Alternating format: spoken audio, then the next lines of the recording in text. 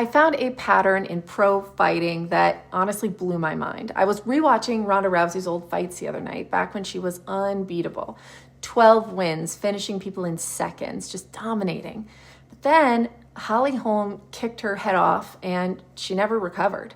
That loss didn't just end a streak, it seemed like it broke her. She came back 13 months later, but she was KO'd again by Amanda Nunes in only 48 seconds, just demolished. And then she retired immediately. And that got me thinking, was that just Ronda, or does something happen to fighters when they finally get knocked out? So I started looking into it and I found that it's a pattern. It happens a lot.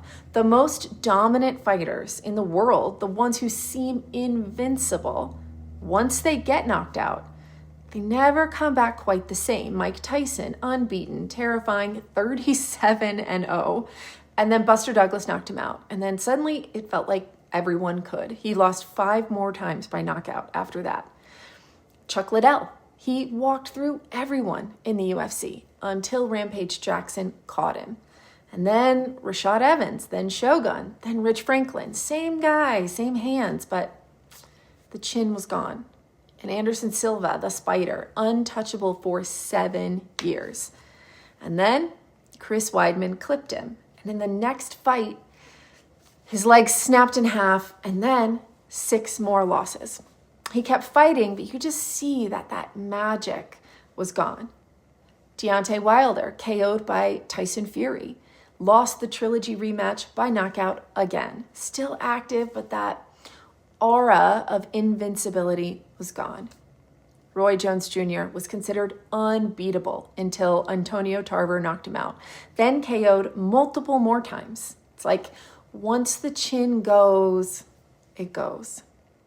Then Joanna Jędrzejczyk, undefeated at 14-0 before losing to Rose Namajunas.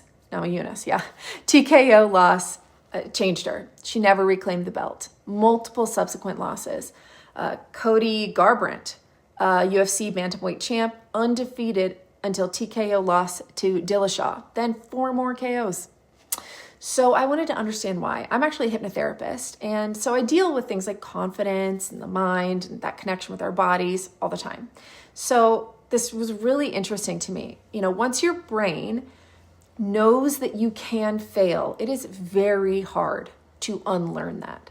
Before the first knockout, a fighter's mind is all instinct, right? Just flow. But once you've been dropped, the subconscious stores that as a warning. Hey, don't want this to happen again. This could happen. So even if they don't feel scared necessarily, a tiny bit of doubt infects everything. Your reactions can slow down. Your timing can be off. Your body is tense when it should be loose. And it's hard to fake that kind of confidence once it's cracked. So what actually changes after that first knockout? Turns out part of it is physical, right? Once your brain has been rattled, it may be easier to shut off again. It kind of remembers how to go lights out.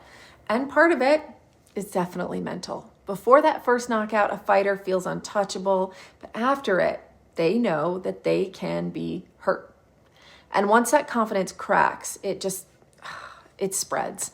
Opponents stop fighting scared too. They think if Buster Douglas did it, I can too. So it is wild. The moment a fighter loses that invincibility, it's like the universe never lets them have it back.